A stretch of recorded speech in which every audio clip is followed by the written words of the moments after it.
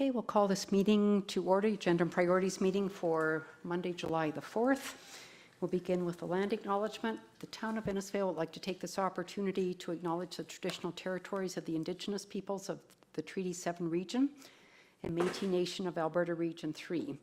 We respect the histories, languages, and cultures of First Nations, Métis, Inuit, and all First Peoples of Canada, whose presence continues to enrich our community. And next we are going to do the Deputy Mayor designation for the next 4 months. So I'll ask Councillor Wing to come forward.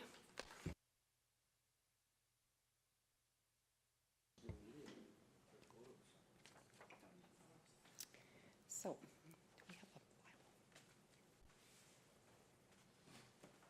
a over hand. Okay, that's for you.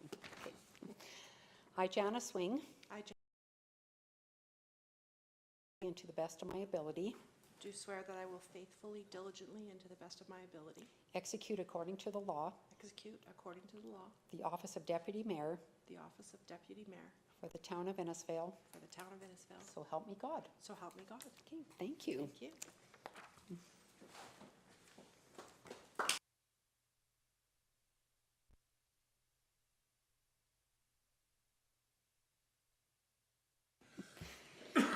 Okay, thank you. We'll move on to 2.1, additions and deletions to the agenda. Yes, Mayor and Council, two proposed additions to the agenda. 3.4 being transition accelerator course. We have some feedback for you on that. And also in camera 7.2 property management. As for the MGA section 197.2 and FOIP legislation section 24.1.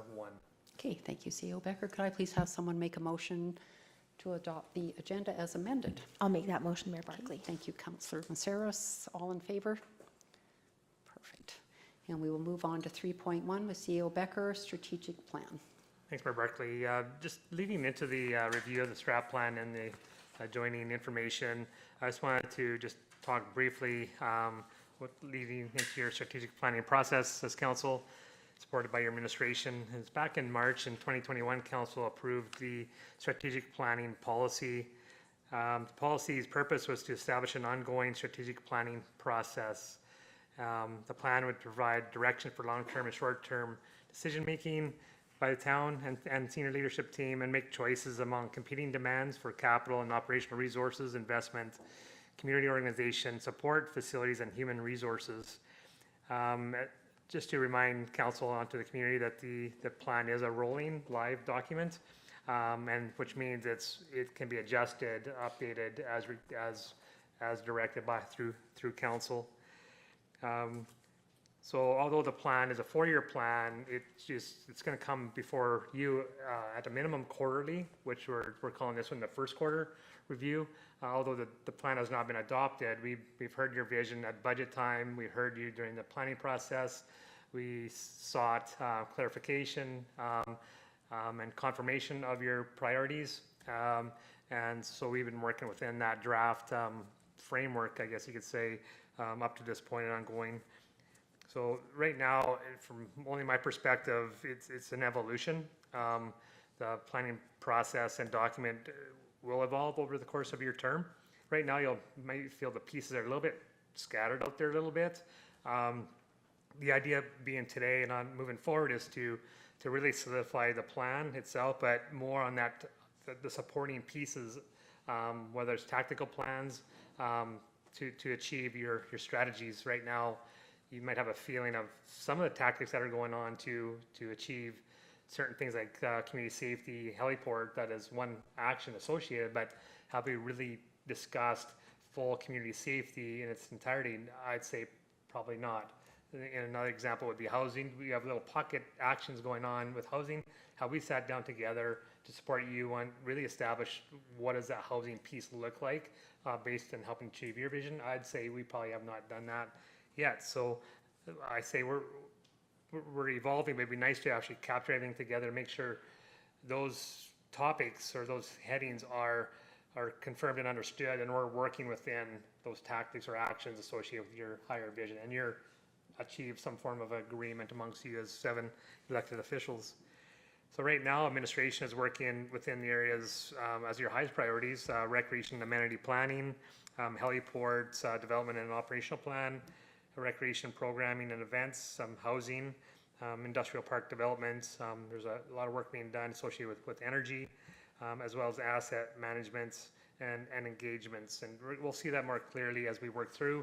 But we want to get into, as you can see, the report is strategic plan draft, what we're working on right now, through tactics, what has been achieved, what we're working on, what's next. But council, you can clearly say, no, we want this to be next. We don't want that to be here. That's your play. This is your documents, and we're here to support you. So what I would recommend, as of following today, is that we dedicate, we being you, but we supporting you, sometime in August, mid to later August, that we get into our room and really talk about 2023 and ongoing, and that sets the financial planning, the budget for 2023, and your capital planning, operation, and all the plans. So it'd be nice to really dive deeper in some of these items, making sure your 2023 budget is starting to frame up based on your vision. So that's the lead in. The plan itself is there. I just want to commend the communications department to putting it into more of a public document. Certainly looking for your feedback. We met your targets, your thoughts on the plan itself, on its layout. We have talked about the content previously, but still, being a live document, you can suggest or talk about making some adjustments. Well, ultimately, we're looking for you to formalize next week, if it goes well today, for you to formalize this strat plan, and then we can start using it in our communications. We can help you with your committees, etc. So I'll just stop there on the plan itself before we go deeper into the more tactical plan. Okay, does anyone have any questions? Councillor Harrison? Thank you, Mayor Barclay. Not so much questions, but just a comment or comments around, I like the way it's laid out. I think it's very clear and concise, and it certainly captures what we spent 2 days on when we were pulling everything together for our consultants. So I think it's a really good start, and I would agree, CEO Becker, that we need to get together to look at these large envelopes, housing and community safety as soon as possible, so that we can get into the budgetary process. So just to sum it up, yeah, I think it's a great document, clear and concise, easily understood for anybody that picks up the 8 or 9 pages. So I think it's a great start. So thank you very much, and also on to administration. Okay, thank you. Anybody else? Okay, I think you can carry on, CEO Becker. No other questions? Sorry, Council. If not, moving down through to the next, to the update, I guess. So again, maybe I'll put over to Steve first. I know there was some Erica's and Megan's reports. I think they can speak to them, but they're not attached as per last week there. But so put it over to, well, I'll just kind of lead into over to Steve. So as you can see, there's we do have a dashboard that we're using internally, administratively, as per your strategic plan, which we're hoping to achieve today in adoption. But under each of these items, you can see that there's been some actions associated with each of these items. As well below that, and then we'll come back to the dashboard. Those are the areas in each of your strategic focuses, as what is being completed within each one, what is being currently worked on, which is titled in progress, and then what's upcoming. And I think there's room to build out this Excel spreadsheet to have a little bit more descriptive, a little bit more wording associated with each one, and more, I guess, associated with timelines too, anticipated completion. So we're going to tidy this up. It's through the work through Vanessa, so some good work here. But just going back in a little bit more detail, I'd like to put it over to the directors, Megan being online, just to speak about what they're doing to help you achieve your strategic focus. So Steve, would you mind starting off? Sure. So what it is really a tactical plan that provides the details within each strategic plan item. So we have 8 strategic items that you guys have identified through the development. So what I'll do is I'll just get Kara to go into the asset management as our first item there. And in there, it populates all the projects that we actively have going on, be it either active or in progress to be started, or they're completed. So this is our tracking tool of all the projects that we have going on. As we go through these, what I'll do is I'll just get, I know it's a little tougher with Megan online, but as we go through each item, we'll just give you a quick update. And then what we try and do is either monthly or quarterly, we'll update this with the details in regards to the schedule, where it's at, the progress that it's taking. And then we're still, through Vanessa's kind of championship of this, she's the one that developed this.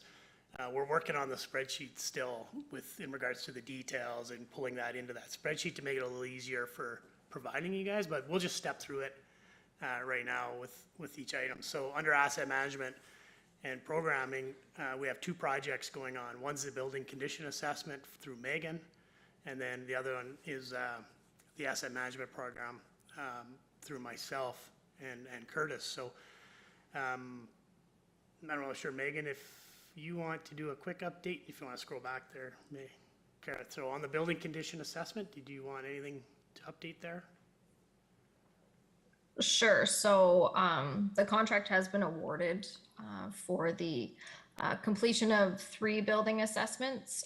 So this year we're doing the town office, the library learning center, and the fire hall. So those assessments have been started.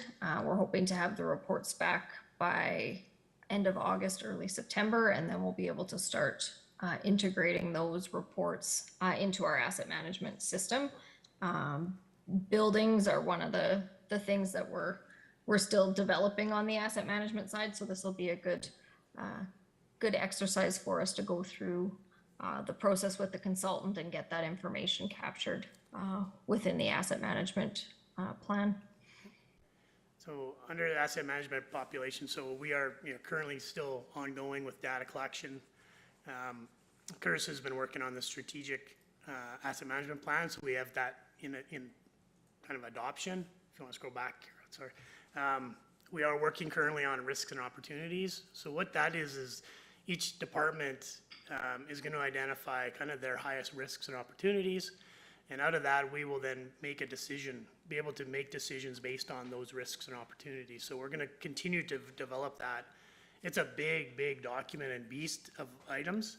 So that will be an ongoing process, but we will come to you probably in the next, third quarter with an update to our strategic master plan and exactly where that is and how this risk management also looks in the program. But it is kind of an ongoing thing. So that's where that's at.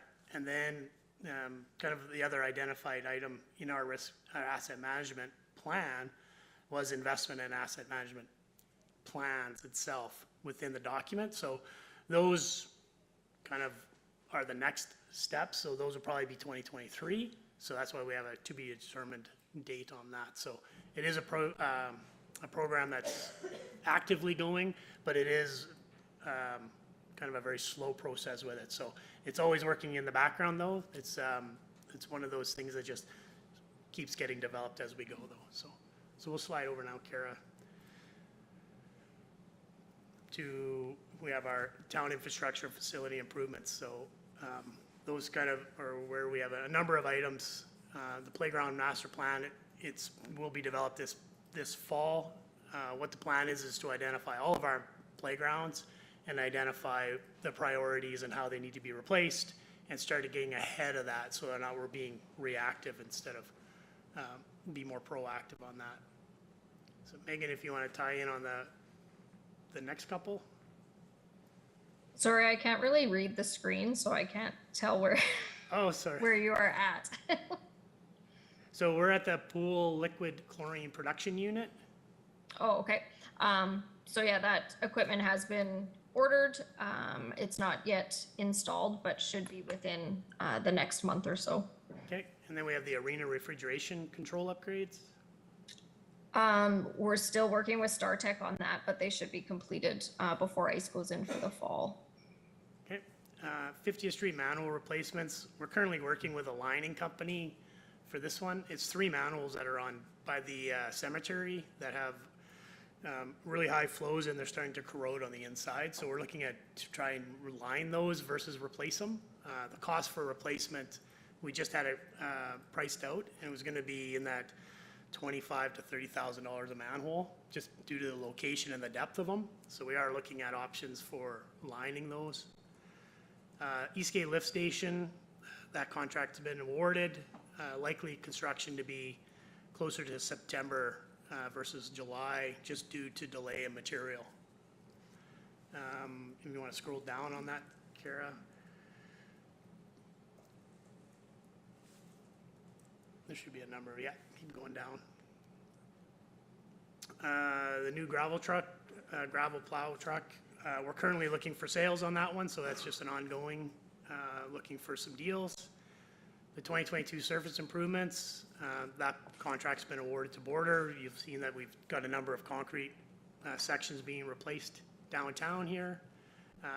Likely paving to happen here late July into August. So for Megan, the library lighting upgrade.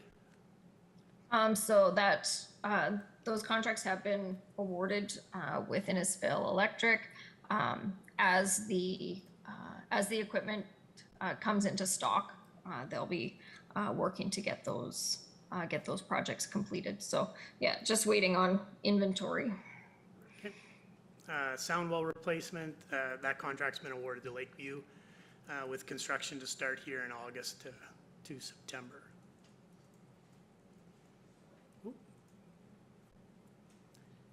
Okay. If you go into the completed tasks there, just highlight that one. So in there, you'll be able to see, you just got to scroll down. So these are where once the projects are completed, we're able to complete them and then it just goes in. So under those, we've got the 0-turn mower. We were able to purchase that back in May. The end dump trailer was purchased. We also had the CCTV camera. We still are waiting for the camera. It's been a long backlog delivery, so we're hoping to have that come here within the next month. And then as well, the arena dehumidifier was completed back in June as well. So that's a number of the capital infrastructure projects that are kind of on the go here. So I think that might be it if you want to scroll to the other end there, Kara. Yeah, so that's that task. So if we go into diverse, affordable, so in there we have the short, mid, long housing strategy. So up there for Megan would be the updated 2017 housing discussion paper. Yeah, so that was a conversation that came up a couple of weeks ago when Gordon was in discussing the MDP. So we'll be looking to go through that document. A lot of the data that was included in that 2017 document was from the 2016 census, and most of the housing inventory or information from last year's census won't come out till September. So that'll be really valuable information to help look at that document. And then we have another project in there is the Hazelwood housing construction. Yeah, so anybody who's been through Hazelwood on 58th Street can see that those are underway, getting into framing. So that's a positive. I think if you want to scroll to the other side, I think that might be it. There's one municipal completed task of the establishment of the Municipal Development Plan Advisory Committee completed. So that's good. So we go to the next strategic item was the focus on energy. So in there we have the student energy under a project. Yep, so we, council likely remembers in our conversations with Sean Collins, He introduced the Student Energy Organization, as well as a project where they're looking for partners between essentially organizations that would have space to allow a student group to undertake a solar installation project. The town expressed interest in that, and we've been working with Red Deer Polytechnic, trying to essentially find a champion within that organization that would help link us with students to flesh that program out so that we could participate. Timing wise, it was a bit of a challenge, just as by the time that sort of came out in May, most of the college students are already off for the summer. So we will be working through the summer to hopefully find an instructor that will be interested in helping us to recruit those students to take part in the project.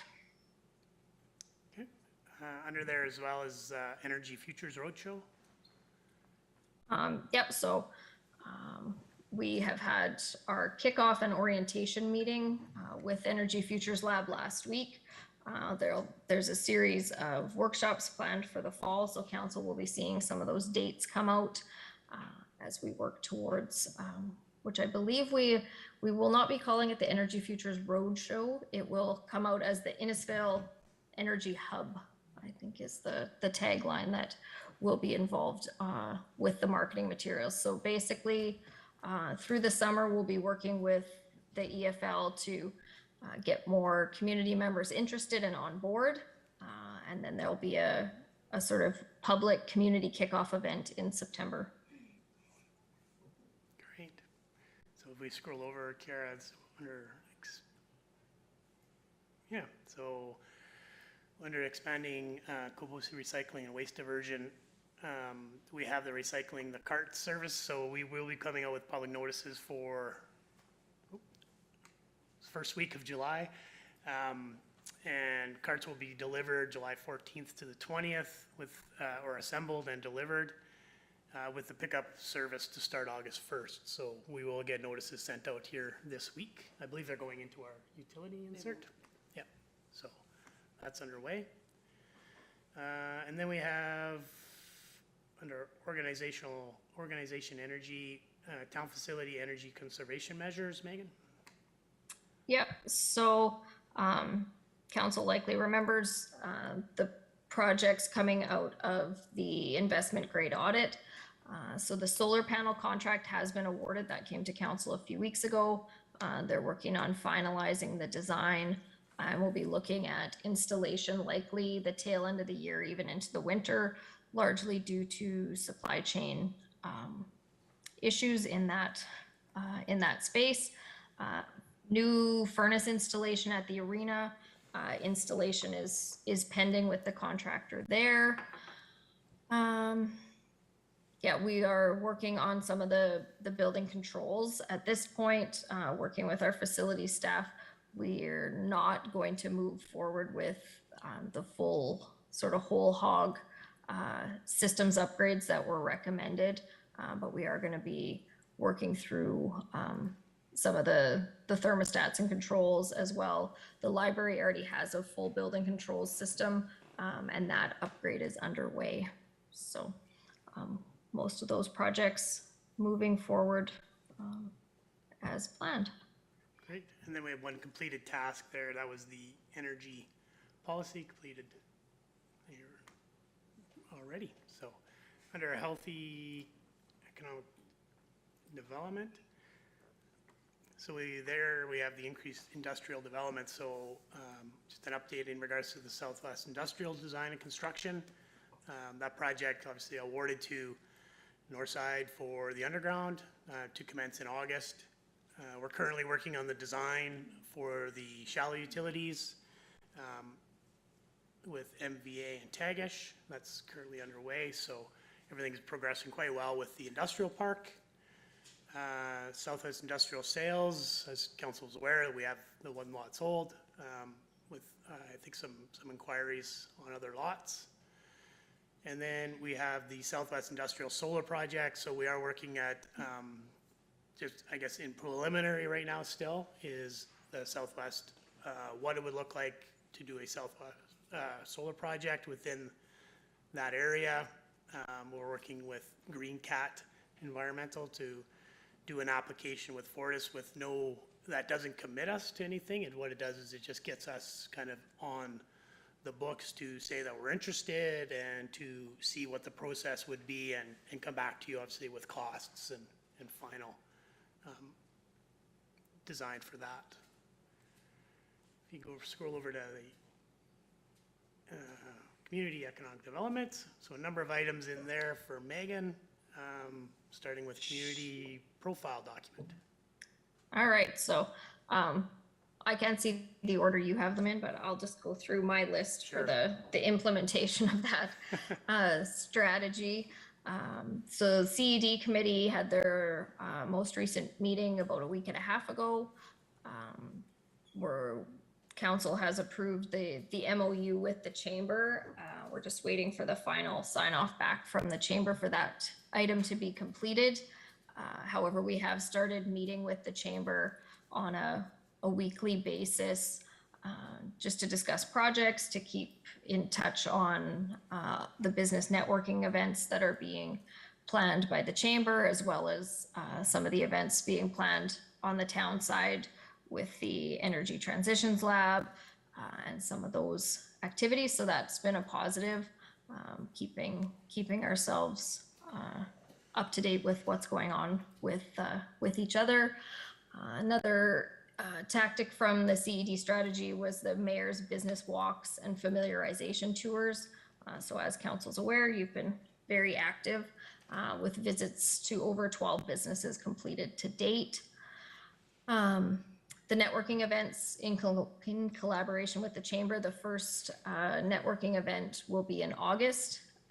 And then we have sort of the balance of the year planned out with a couple of further opportunities for business networking for chamber members and the wider business community. Community profile, you guys saw the Discover Innisfail document in your package. I believe it was last week or the week before. So we're working to pull together a number of these types of documents to help when we're interacting with potential developers, potential people moving to the community, all of those. So that's really helping to have these, have the information compiled and ready to go. The investment readiness assessment and action plan. So that was one of the initial actions that we undertook from the strategy. So that has been completed, and we're working on the action steps from that. One of which is a lead protocol development. So we were able to show the CED committee last week. Essentially, the lead protocol is to how do we deal with inquiries when they come into the town? How do we deal with them consistently?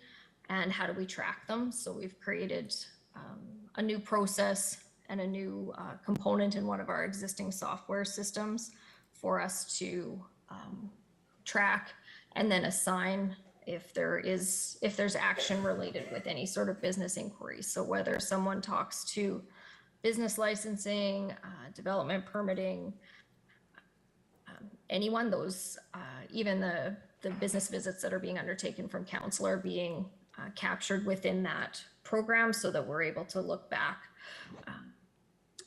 on the activity, as well as if there's follow-up with businesses that either need information or perhaps had other inquiries as part of that interaction. So that'll be a positive and a way for us to be more consistent when we are approached by potential businesses or existing businesses that may be looking for support. Labor market study and workforce evaluation. So that's another couple of action items that were discussed at the last CED meeting. So we're doing some further research on how we want to approach these actions. There was a study done by CAPE for the Central Alberta region that was released early this year.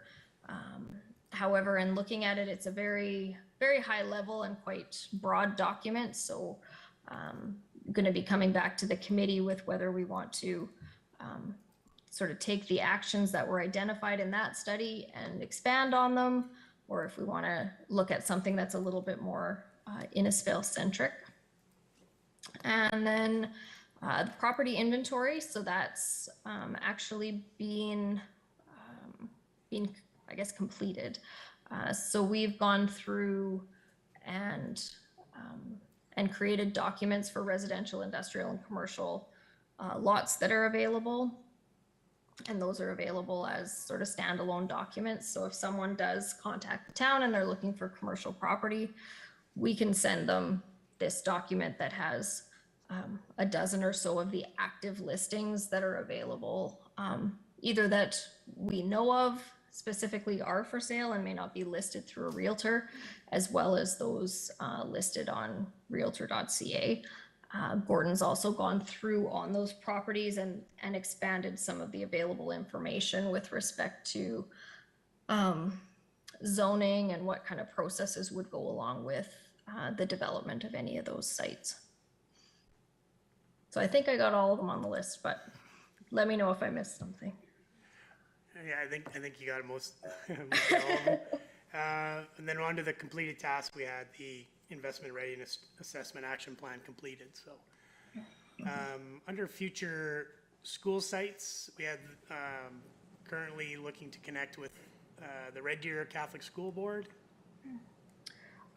Yeah, so council's aware we've completed our joint use planning agreement with Chinook's Edge. Just waiting to get some further feedback from Red Deer Catholic. So hopefully that'll happen this fall. We do have until June of 2023 to have those agreements in place. Great. So we'll move over to increased community spirit. Under growing community events, there was 3 items for Megan: Christmas tree lighting, registration, and Canada Day celebrations. Yeah, so I guess I'm curious to hear how the Canada Day celebrations went. But the next major town events will be the Christmas tree lighting, which we're hoping to do again in November this fall. And then registration night will be sort of the tail end of August, first part of September. Okay. And yeah, completed is the seniors garden party. So scrolling over, we have the community grant and benefit fund disbursement. Yeah, so the community benefit fund has been fully allocated. We do still have some funds available to be distributed through the community grant fund. Yep. Under completed tasks, we had 3 items completed to date with the Harvest Festival Community Benefit Grant, Community Carnival Celebration, and the Innisfail Grinchmas Community Grants. Yeah. So those are the community grants that have already been handed out for this year. Create art spaces. We have the public art program, Megan.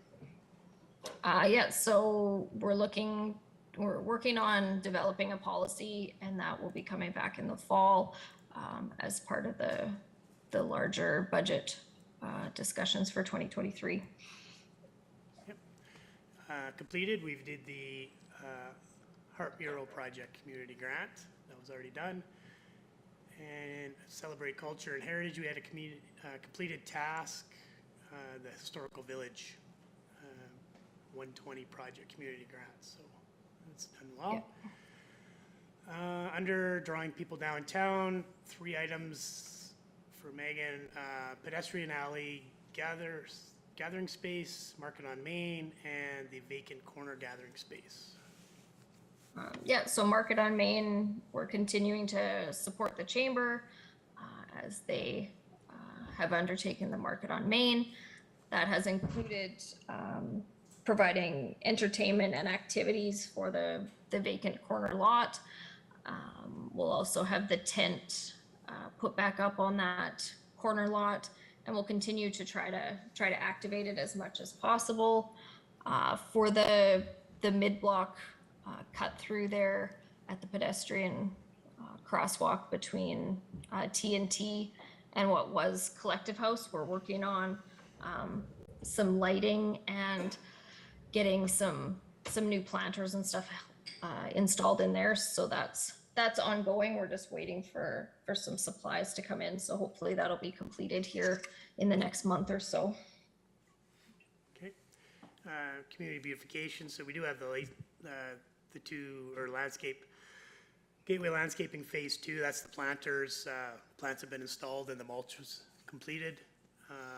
Just waiting for the plants to grow now. So, and they does some landscaping to complete as well around the planters there. So some seeding to do there to finish that off. We're ongoing in regards to the wayfinding signage, just working on some drawings and looking at the kind of the primary wayfinding areas and staging to bring back to council to talk about kind of the vision there. So that's ongoing. Increasing recreation opportunities. So the big one for here is the aquatic center. As council is aware, we are currently working with Group 2 and Shandos, looking at the site selection as well as programming are the two primary items that we're working on right now. And currently we have the RFPs out for the contractors and engineering firms. So that's to be completed by the end of July so that we can have a full team together start of August. At that time, we are hoping to have the site selected and the programming completed as well. So that project is moving along quite well. Sponsorships and donation. This is an item that's to be tagged moving forward. So that's one for the future. Enhanced outdoor trails, trail master plan update. That'll come in as a budget item for 2023 to get an update to that. Dodds Lake Phase 1 design. So we did engage Tagish to look at a first phase design review of that. During that process, we did come into potential environmental site constraints. So we are just waiting for our ESA 1 and 2 to come back from the consultant. So we'll be back to you hopefully shortly here in July in regards to results for that on how we can go forward with that phase. Task that's already been completed is the overall community recreation plan for Dodds Lake. In regards to increasing gathering areas, Kinsman Playground, obviously that one we put focus on the arena, so that'll go into next year, 2023. For the Kinsman Playground, the arena playground, that has been awarded to Park and Play with construction to start 1st of August and to be completed by end of August. So other item under there is the LLC new flooring, Megan. Yeah, so that Cornerstone will be installing flooring this fall. We just have to work with some scheduling to find the best dates for them to take that on once the material comes in stock, because we'll have to have the LLC closed for a few days for them to complete that work in the kitchen area. Okay. Not the whole LLC, just the community room. Okay, under increased recreation programs, summer recreation programming, Megan?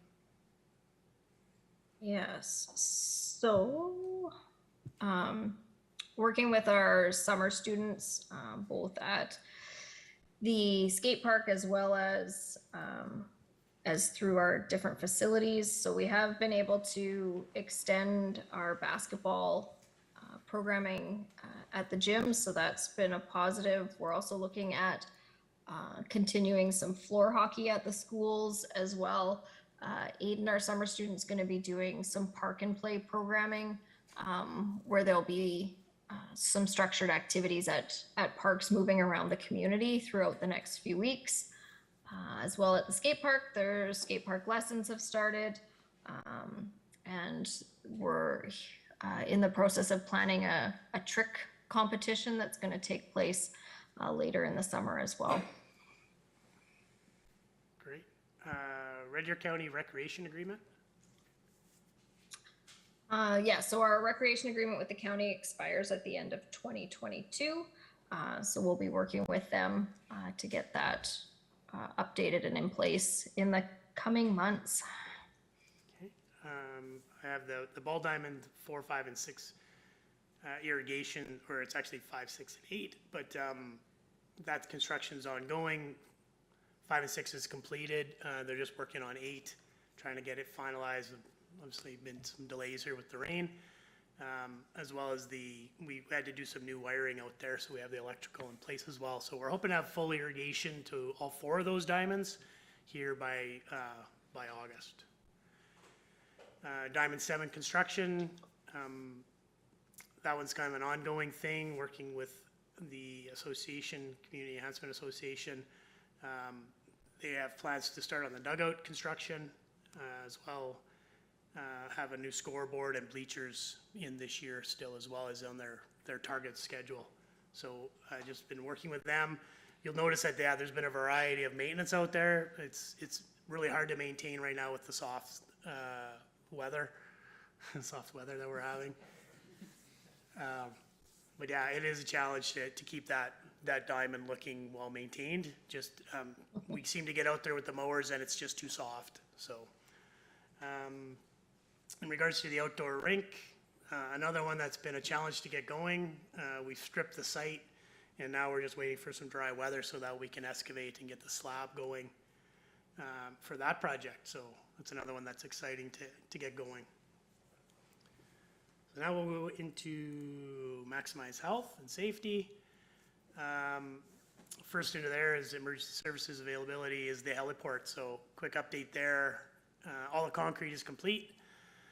We are, again, waiting for some dry weather to finish off the electrical, finish off the paving, and then get that project going or completing. In regards to the operations plan, met with Ron German last week.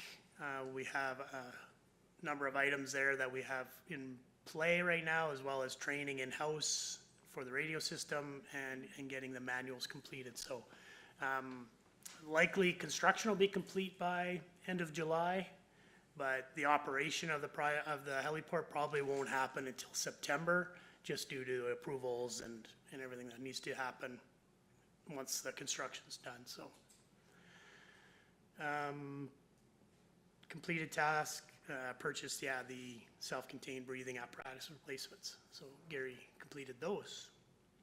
Safe community and well-being plan, community safety survey was completed in 2022. Over to social support accessibility. Megan's a number of items.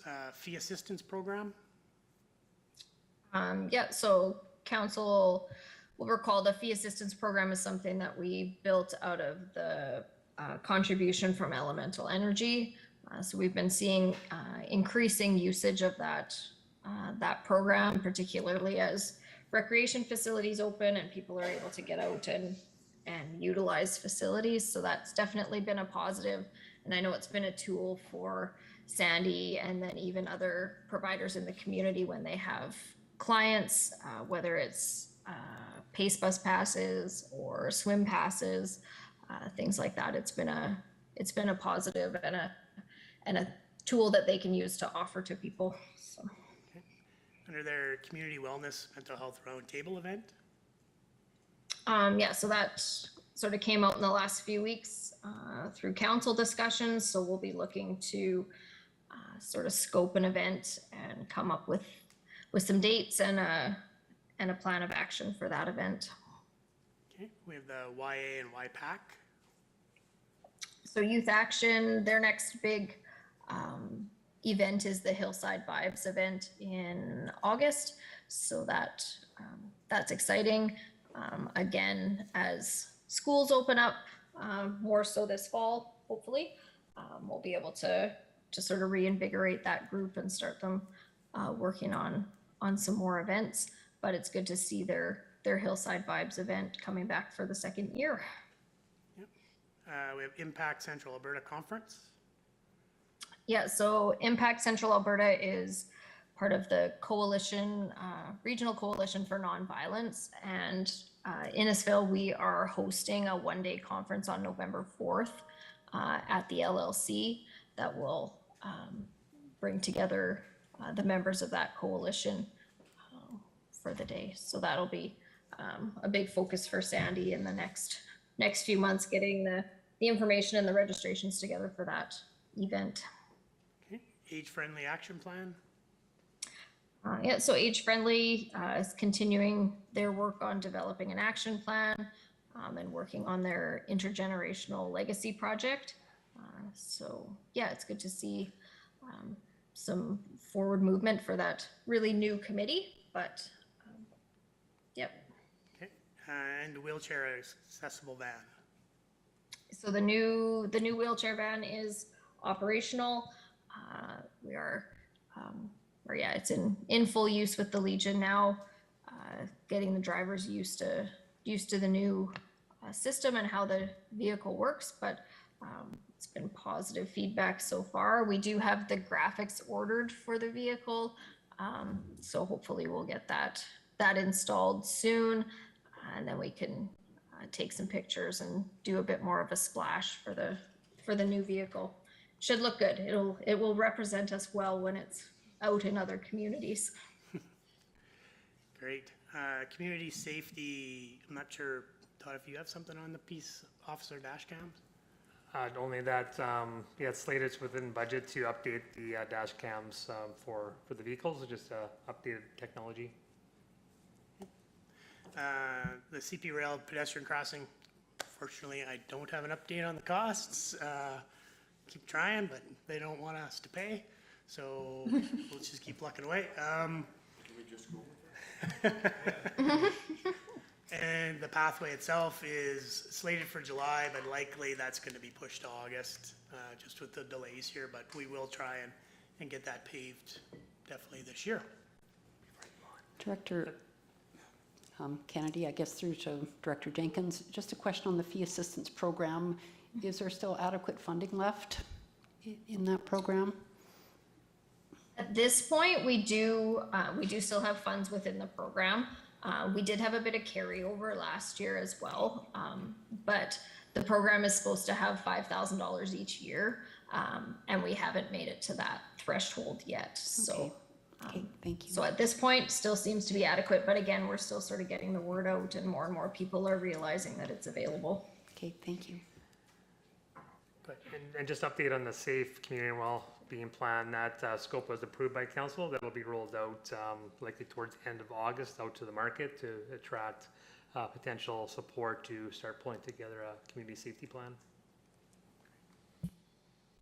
Okay, so providing excellence in the organization. Yeah, number of items here. Mental health community conversation. So that's that wellness roundtable event as well that we discussed under the last Okay. umbrella as well. MDP committee plan rollout. Yep, so the MDP committee has been set. The background documentation will be reviewed over the summer, with project work really commencing this fall. And then we've chatted about the community safety, that's one there. Employment placement and social services engagement. That's not tagged with anybody yet. Energy Futures Roadshow, I think that was just redundancy. Alberta Policing Services Public Education Session.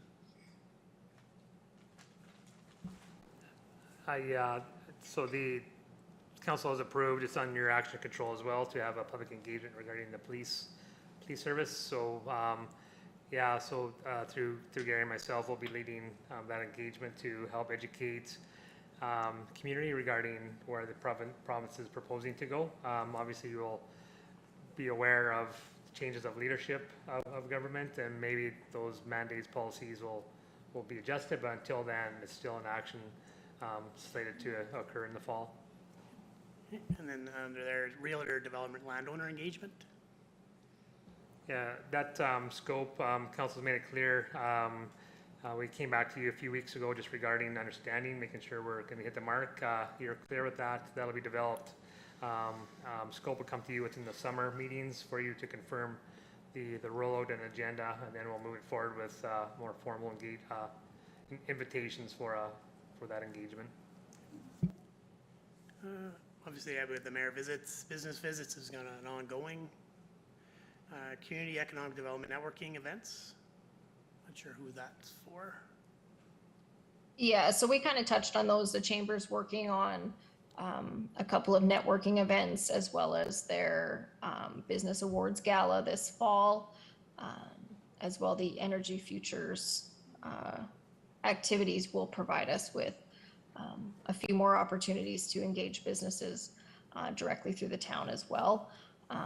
One of the events we'll be working on for the fall is sort of a launch type event for the Power of Place CED strategy document, where we'll be able to give the business community an opportunity, as well as the community at large, an opportunity to better understand that document and how they could potentially be involved in one of the many facets of community economic development.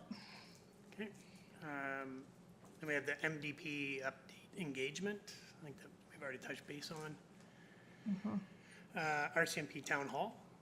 Not sure if that's Todd. Not sure what that one is. That one was just completed actually through an engagement last week, 2 weeks ago. So that one will be marked complete. Okay. Communicate regularly to residents, community app, Megan? Yeah, so we currently have a beta version of the app that staff we've reviewed, and we'll be getting our comments back to the developer. So we're anticipating a fall launch. We should be able to give council a bit of a preview to that, sort of August, September. Okay. Increase online service delivery. I'll hand it over to Eric. So for a while now, we've been working with an external company to get better service for the council chambers. And one of them is a better service delivery to the residents to watch our stuff. The council meeting, sorry. So this has been completed and it is actually available online. So what it is, instead of a Zoom link where they have to click on a Zoom link and deal with Zoom, it's just like a link on our website that would just show the meeting. So it'll be a lot easier for the public to view the council meetings. So for this month and maybe even a bit longer, we're running both concurrently just to make sure that we don't have a service gap, to make sure there's no issues. But it is currently available for the public to view on our website. So. Okay, and then we go into policy and bylaw reviews. Red Deer County Intermunicipal Collaboration Agreement bylaw. I think that's just in progress. And then we'll hand it over to Erica. This is her gulp of stuff. So a number of policy and bylaw development is happening currently. One of them is the public art policy. So based on the information that Megan collected in her review that she had presented to council previously, we are going to be developing a draft policy to bring forward to council, likely August, September thing. So rates and fees bylaw, the first set of that actually will be coming next Monday. So what'll happen is we'll be bringing the new rates and fees bylaw along with about 5 or 6 other bylaws that must be amended to pull out the fees into the rates and fees bylaw. So you'll see the first draft, like I said, on Monday, and then likely another draft in a month, and then another one in a month after that. And hopefully we'll have all of this done by the end of this year. So the employee policy is, we're working on a pretty huge overhaul of our employee policy, turning it more into a policy handbook with individual policies held inside this policy handbook. So we have developed quite a few. They're actually out with our HR advisor for review. And the first first couple went to SLT for their review last Monday as well. We'll also be then bringing in and doing a supervisor-manager meeting to get their eyes on it. And yeah, so, but we are making progress on that. Hopefully by the end of 2022, that will be done as well. So the social procurement policy likely will result in the repeal of our original procurement policy to make one combined procurement policy. We've done the first set of training with council as well as administration. Our next step now is to be developing kind of an information gathering session with council to determine kind of what are council's key things they would like to see in this procurement policy. So we'll be coming within the next couple of weeks to pick some times that council can sit down with, likely we'll bring back the same proctor that did the training session with you to help kind of work through just a session with you to make sure what you guys want to see, what's the right word? The outcomes you want to see from this policy is what, so we want to know that before we build the policy. So repealing old policies, that will happen as we do all these new policies. Next week, we'll actually be repealing a handful of old bylaws and policies now that they're going into the rates and fees bylaw. So that will stay on there until likely forever. Emergency management. I can speak to this one. This one will come more towards the 2023 budget conversation, likely moving into emergency management master planning will likely be presented to you, and it's really based on the drive for economics, and we want, you know, sense of growth and development in the community. It does come with supporting services, so we want to make sure our community is safe, but we want to make sure the essential services supporting our community and any form of growth is lining up with that anticipation. So more detail to come to you likely towards the budget deliberations. Okay, and the next two we have are the Parks Bylaw update as well as the social media policy update. So they're both in update stages right now that will likely come before you, I would say before the end of August. You'll see a draft for that as well. We do have quite a few completed tasks under this section already. So the policy framework policy, signing authority policy, business license bylaw update, CAO bylaw update, utilities bylaw update, and the community standards bylaw update have all been completed already this year. So. And when that in, would be the reserves policy. Yeah, and investment policy will be added in there as well. That will be coming before, in August is when likely they'll be tagged. So. Okay, just to add, if you don't mind, Mayor and Council, I know there was two other reports. Do you, Director Jenkins, Director Vickers, would you like those reports to be brought up to the surface to provide a little bit more detail?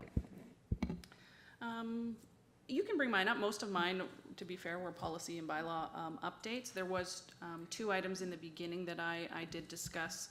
One being the detail in the social procurement, and another one is the Clean Energy Improvement Program, which will be a report will be presented to council that's more just an information report to see whether or not you would like to move forward with it, because it is still a bit of a process to get from where we are now to being a fully open program. And then the only other item that I added on my report that's not in there is the 2023 budget planning, because that will start in August and take the next 4 or 5 months for planning. So. And sorry, go ahead, Megan. Oh, I was going to say, just scrolling through through my report as well. I think we touched on most of it within community recreation and social development. You know, staff transition will be a big part of the next few months as we look to replace Karen's role within planning, development, and building the Southwest commercial residential area. We'll be starting to work with a consultant to look at the review of background information for potential public input this fall. We will bring, probably in the next couple of weeks, we'll bring a sort of first half of the year update on building activity and development, but that has been strong and we are on par with budget projections at this point. And then I think we've touched on basically the refurbishment or refinishing of the LLC sign will be happening this summer as well. And then under sustainability, looking to develop an approach for the creation of a sustainability master plan. That'll be kind of feeds into one of the further items on the agenda today. So yeah, I think everything else has been touched on. Great, thanks, Director Jenkins, and thank you, leadership team. And so it kind of gives you an idea, the actions associated currently with your strategic plan. A lot of actions are underway, and certainly take questions if you want more detail, or your feedback would be important too. If hey, let's swing it this way a little bit, or we're on target, or you're way off base. Any feedback, good and bad, this is a good time.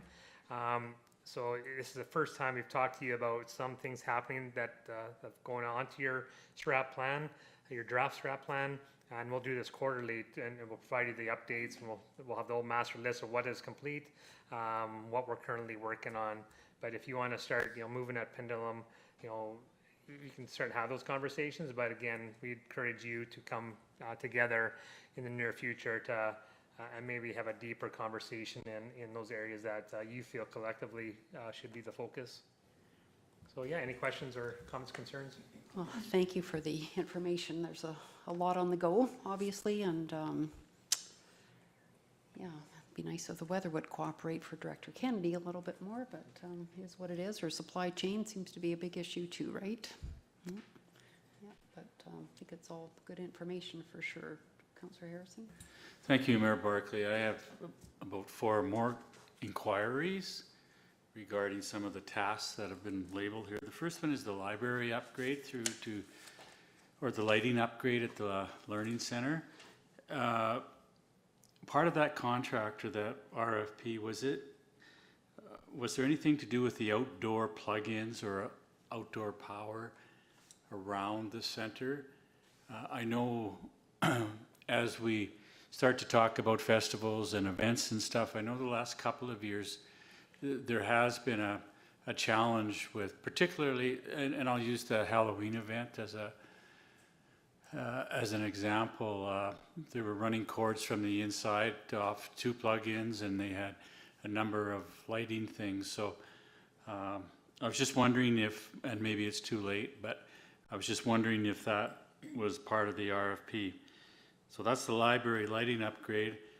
The outdoor rink, have we thought about installing, and I don't know what's involved with pipe for artificial ice, but would it not be an idea to put that pipe in the cement? Now, notwithstanding, we're going to put in we don't need to put in the mobile ice plant, but somewhere down the future, in the future, there may be an opportunity to put ice, and I sure hate to miss, if the pipe's not in now, you're not going to rip up that pad to put in light or a pipe for that. So that's my second one. The van, I think you've answered it, Director Jenkins. It sounds like we're awaiting the decals on the second handy van. And I know I've had a number of inquiries from people. We've advertised it, availability, ready to go, and they're still waiting for the van to be on the road. So, and then of course, maybe just a little clarification on the grant for the CP pedestrian rail crossing. Did I hear Director Kennedy say that they're not paying, or did I miss something there? Just in regards to the CPRL, we're just waiting for our invoicing in order to apply for the grant. Oh, okay. So we haven't paid, we've only paid to date $17,000, so we're just waiting for the invoicing in order for us to apply for the grant. Oh, okay. So we're just waiting on CP to forward their invoicing. Oh, the invoicing. Okay, thank you. And for the other 3, if I could get some clarification, I'd really appreciate that, Mayor Barkley. Thank you. I can jump in on 2 of those through to Councillor Harrison. So the wheelchair accessible van is operational. It is on the road, but it's just a plain white van right now. So you likely won't notice it driving around. But I actually spoke to the woman who was the very first passenger on it about 10 days ago. So it is out there. But once we do get the decals installed, we will get some photo op type pictures taken. As for the library lighting, the current project is the activities that were recommended out of the investment grade audit. So these are upgrades to the existing fixtures and lighting.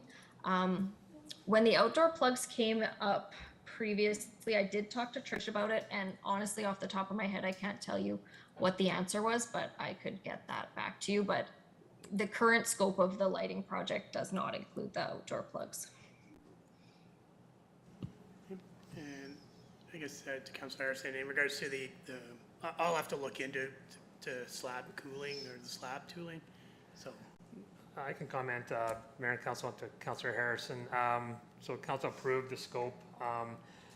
It's ready. It's being developed. If you wanted to change that scope, you'd certainly, I think you might have missed the boat, to make it towards artificial ice. We'd have to go back and maybe negotiate, if you want to, with the contractor to probably increase that scope and budget. But right now, it does not include the condition for future artificial ice, only a concrete flooring. Thank you for all that clarification, and through to CAO Becker. I just think if we're going to do it, it doesn't have to be done next year or the year after, but once the pipe's in the cement, you know, for future councils, 5-10 years down the road, all they have to do is budget for a mobile ice plant, and those plants are out there. So just a comment, maybe. Yeah, Sure. thank you. Mayor Barkley, Councilor Harrison. So the intention would be pouring cement first, and then boards. So does council wish to just maintain sand at this given time? Right now, again, if it wasn't for the weather, you would have concrete. I guess looking for clarification, is council wishing to have a scope change to this project, or is this going to be an artificial ice with concrete flooring, boards, and multi-use components added to it?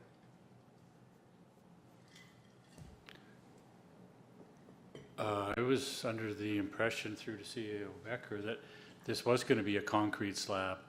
Is that so? It is, but there won't be any pipes in it. Yeah, well, that's what I'm referring to. Now, before you pour the concrete, maybe we need to take or have a discussion around the pipes. I don't know, and I put that out to council. I know it's very unfair to bring it up today, but I'm just thinking 5-6 years down the road.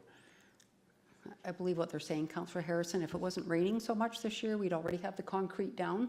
So if we want to go the pipe route, we need to change the whole scope of the project and probably pull it back. And it would be a budget item as well to put pipes in and get that set up for artificial ice down the road. So, but they could be pouring concrete next week if it was dry, maybe, or 2 weeks from now. yeah, we could be a couple weeks away from pouring concrete. It would be required to the contractor to, if that's council's wishes, is to do a scope change, which would definitely, it would delay the project because of material and everything, trying to figure out the logistics of it. But yeah. Yeah, I'm personally not in favor of changing the scope of the project at this point, but I don't know what the rest of council thinks. Councillor Bates. So I'd never really given it that much thought. Obviously, every time you think of something that you could do, it would be great, but short of going to somebody who designed this and say, thumbnail, I'm guessing your cost would increase massively to do that. First of all, the design change. I would think even the concrete slab design would change, like, so they could never crack in the future and all that kind of stuff. To me, it would be a huge change, but that's just a guess, and I did not anticipate that. Councillor Harrison? Yeah, thank you, Mayor Barkley. I'm certainly not suggesting a scope change. The question that I asked is, was it considered when we went out for an RFP?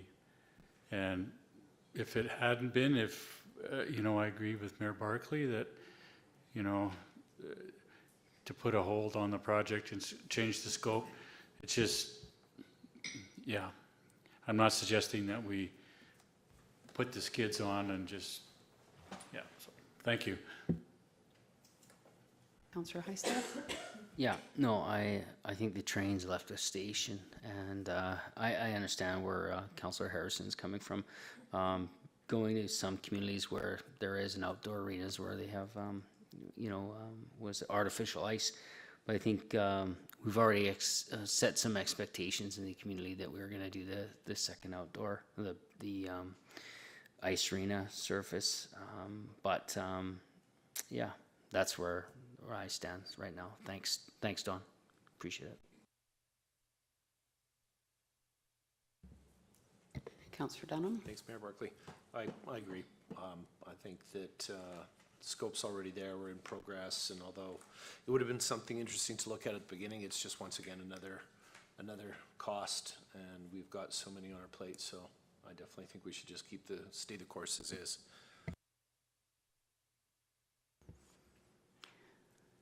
Okay, does anyone have any other comments about anything? Councillor Wing? Thank you, Mayor Barkley. So to CAO Becker, and our directors, it never ceases to amaze me the amount of work that you and your actually relatively small staff can accomplish. So thank you for all of that very intense work. I think from a council perspective now, what I would like us to consider is that we do take some time, but we as council now need to evaluate our strategic plan to ensure that the outcomes that we have set are still correct, and all of the outputs that are happening in this very busy organization are actually moving us in the direction of our outcomes. So take it back up to that strategic planning level, not the tactical planning level, and just ensure that we actually are accomplishing the things that we said we wanted to accomplish. Thanks.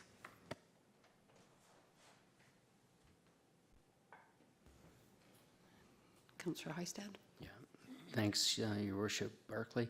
I just want to thank administration, all our staff working on this, CAO Becker, and the directors. I think that what I like about the plan is you were just showing, some of the highlights and the goals that you're working on. I think that really helps. But for all of us sitting on council is a lot of good work, and I would agree with Councillor Wing on the, on our staff. You're definitely doing a ton of work and appreciate it. Thanks. I'm also just wondering with respect to the heliport, if we can arrange, I know a little bit early to be planning this, but I would like to see us have a grand opening at some point with stars present, if that's possible. So I don't know how much lead time they need and if they do that kind of thing, but I think that would be great for the community to have them be here.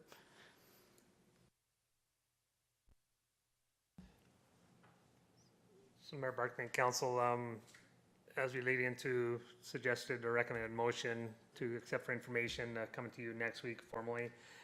Supporting lastly is your action control, which is also makes up the actions besides the day-to-day work that we do with directly with public. But had Kara put together all the actions associated with your motions that you make, and that's the importance of why we have motions, not we, but you. Me pushing you that way is it's kind of a report card in itself to demonstrate transparency of the actions that you're directing this community forward. So with that, if there's anything else from staff, any questions from council, we'd ask for you to consider accepting this report as information. Could I please have someone make that motion? Mayor Barkley, I would make that motion that council accept the Town of Innisfail Strategic Plan 2022 to 2025 as information. Okay, thank you, Councillor Wing. All in favor? Thank you. Okay, we will move on to 3.2 with Director Jenkins and the Partners in Climate Protection Program. Okay, thank you, Mayor Barkley. So looking to introduce the Partners in Climate Protection Program and discuss opportunities to utilize the program as part of a roadmap for sustainability and climate action planning for the community.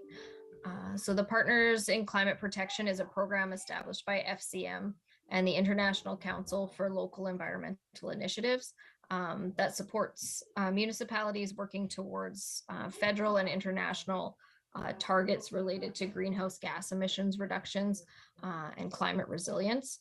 So this program involves a commitment to working through a 5-step framework within a 10-year period. So the 5 steps include creating a baseline for greenhouse gas emissions, setting emissions reductions targets, developing a local climate action plan, implementing the local climate action plan, and then monitoring and reporting on those results.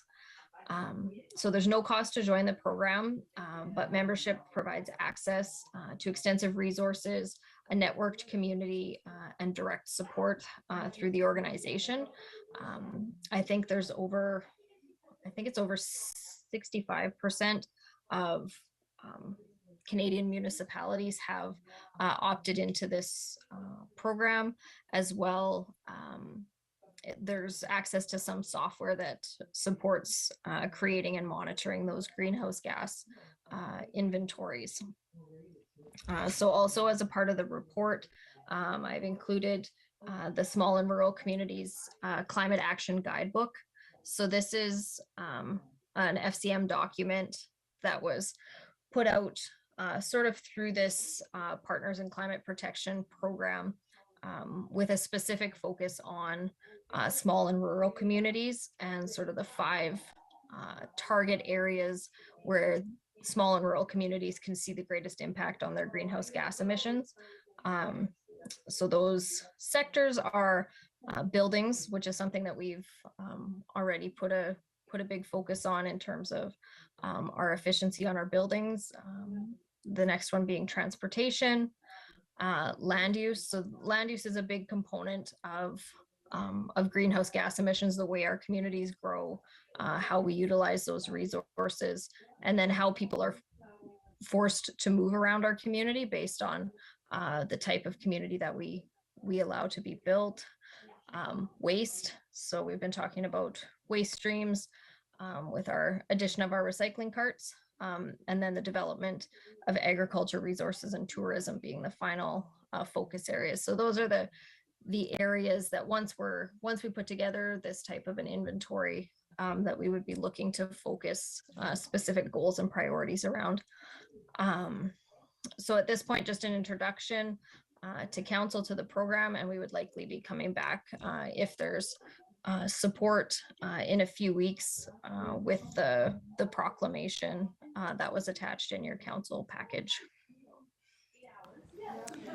Thank you, Director Jenkins. Looks very interesting. I think it really fits in well with our strat planning as well. Certainly the land use and the smart growth principles as we talk more about development and things that we're doing in the waste area with recent information that we've received and some education that we've had. I'm curious with like within asset management, I know in this document there's some verbiage around, forests and how important they are to our communities and not just carbon sinks, but health. Napoleon Park area, Centennial Park comes to mind. And I'm curious in your asset management, I know you're probably not maybe that far along yet, but will you at some point be looking at, kind of our parks and green space and the value of that in our asset management program? Yeah, so as you mentioned, our asset management program, we're really, just starting to figure out how to utilize the inventories that we have at this point. But natural assets and those ecosystem services that come with those assets is definitely a part of those sort of larger, as our program becomes more sophisticated and we're able to inventory more of our assets. Okay, and I guess this is a question for going forward, but I'd be curious to know if there's a way to protect that space other than just having it designated green space through, I guess, land use bylaw, but I guess maybe a higher level of protection if that's possible, so that, you know, it is a legacy and 20 or 30 or 40 years from now, it's not being touched or developed in any way. There are a couple of ways. So certain areas like around Napoleon Lake would be designated as environmental reserve. Okay. So those would be established through land titles and those exist. And it's very difficult to remove an environmental reserve designation as they're applied to specific types of properties. The balance sort of once you get beyond sort of the riparian area around the water body, there's more flexibility as to whether those lands are called environmental reserve, whether they're just town-owned lands. But there are conservation reserve and conservation easements are some other tools that we could explore that again are a little bit more cumbersome, I guess, to change or to adjust in the future. Okay, and I would be, I guess I'll just put this out there. I'd be very interested in putting my name forward to be the elected official representing on this when that time comes. We can decide that when the time comes. Okay. And I don't know, like, would you need a motion, Director Jenkins, to explore further on the conservation of those lands, or at another time? I mean, it's not urgent, but. Yeah, to interject, Megan, yeah, we being administration would require formal direction if you would wish for us to advance exploring and reporting back to council. Would you like that now, CEO Becker, or further down when this comes back again? Or it's nothing urgent, it's just something that I would like more information about at some point in time. I know you've got a lot on your plate, so. It's, maybe it's another time or now, but it's up to council. Maybe you want to explore further with it, but I'm not sure, Mayor Barkley. It's certainly up to you if you want us to initiate even what Megan's suggesting, to come back with land. Well, maybe I'll just stop for a second. MDP would be a good time to have that conversation too with that committee. Megan, do you think that's a good start, or any thoughts there? Yeah, the MDP is certainly a tool in that in terms of strengthening our policies on open spaces, protecting open spaces, the value of open spaces. That's all the types of policy statements that could be captured in the MDP. In terms of sort of the technicalities around conservation reserve and MR, we could come back with just information for council as to what those are for your understanding at a future meeting. Yeah, okay, that's fine, as long as it's captured within MDP, and we have 2 council reps here that are listening to the conversation, so we'll trust them with that. And Councillor Hystad? No, I was just gonna make the motion. I think you need a motion, don't you, on this? Not on what you spoke on, but I want to get back to we were talking about earlier.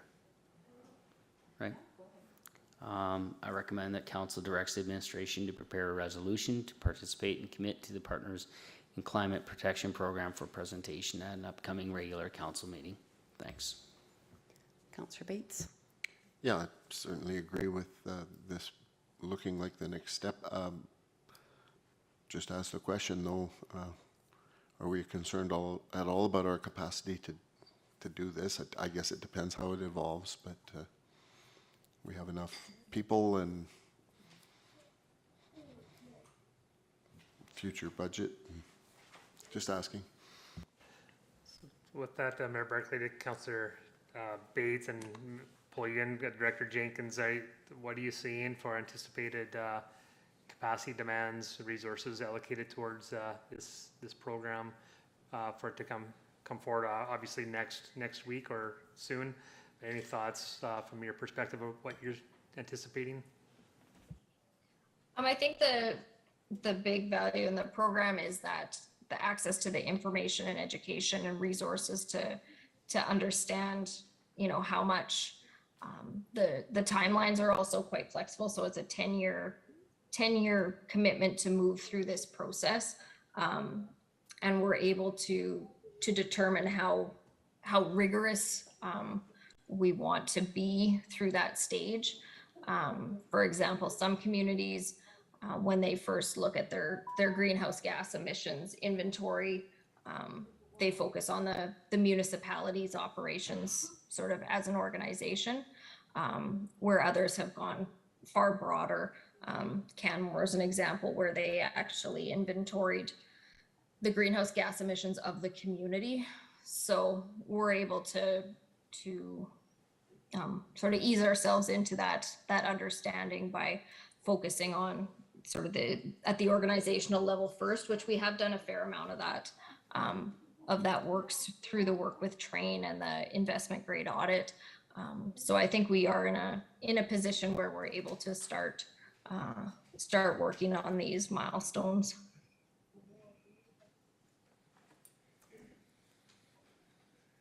Councillor Hystad? Yeah, I want to thank Director Jenkins for putting this out there and doing this work. I see this FCM, a lot of the work that they're doing is really good. 65% of the municipalities, Director Jenkins had mentioned, are utilizing this. And I think that, my age being just over 50, you want to be a little more responsible with our environment. And I think the discussion that we're talking about is really making sure Innisfail, there is some areas in the future of Innisfail that are integral and they're protected for years to come. So thanks for all your work. And I think this is part of our big strategic plan overall. Thanks.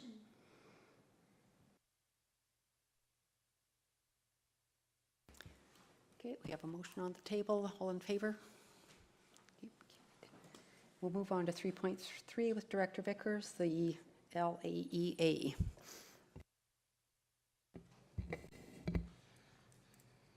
Hello. So, let me just find my report here. So this report you did see back on June 20th. It was brought before council for your review, so you can see it before I came and actually asked for the responses. So Municipal Affairs is exploring amendments to the Local Authorities Election Act, or the LAEA, and the Municipal Government Act, or the MGA, to enhance accountability and public trust in local elections and elected officials. So they are now doing this engagement process with municipalities and other partner people like Métis settlements, things like that. So the feedback they do request is back by July 11th. So I would like to go through these questions and collect answers from council today, and we will submit to Municipal Affairs on your behalf. So the first section is enhanced councillor accountability. And the first question is, are the eligibility criteria for an individual to be nominated as a municipal candidate adequate? And Kara, if you go to the LAEA, the engagement summary, so under this section right here, under the background right at the very bottom here, it gives you the criteria to be a councillor. So the first one, you must be eligible to vote in the election. You must be a resident of the jurisdiction for the previous 6 months. You cannot owe more than $50 in taxes to the local authority, or have owed over $500 in the previous 90 days. Must not have been convicted of election finance violation in the past 10 years, and you must file appropriate finance disclosure forms in the previous 8 or 3 years, depending on the type of disclosure.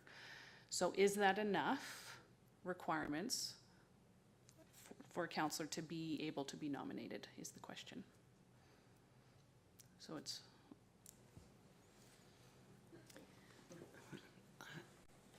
I don't know, I would kind of like to see something in there that somebody who's charged with convicted of a criminal offense. Okay.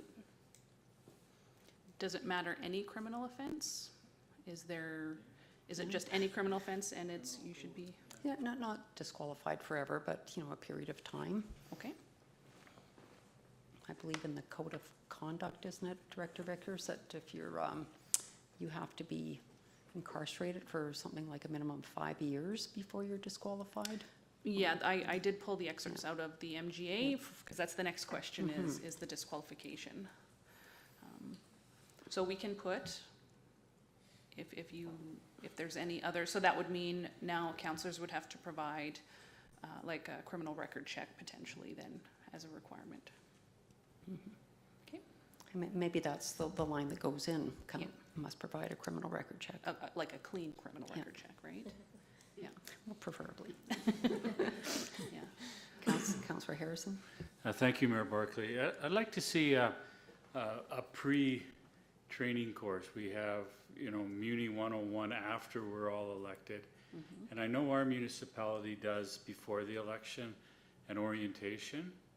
But I think it should be mandatory that you do whatever they want to call it. But I think there may be a lot of people or candidates that get into it realizing that maybe this isn't everything that it's cracked up to be.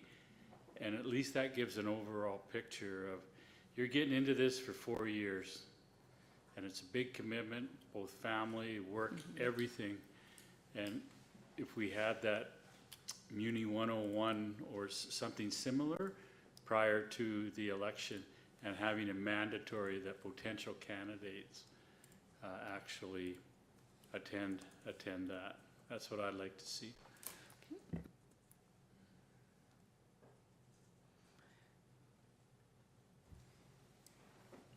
So this will become for all of Alberta at whatever point they do this. That's correct. So I would think that you're gonna, it gets too complicated, but I'm not criticizing that particular one. If we do say that you have to have a criminal records check, then I think we should indicate what the criteria is that would stop you. We shouldn't just say you have one, because I could get one and it doesn't. It just says that I have a problem. You need to go that one step further and give it. I think Mayor Barkley, you said that it wouldn't be forever. You'd have to have it. But so, what is the time frame? You'd have to define something to go along with that.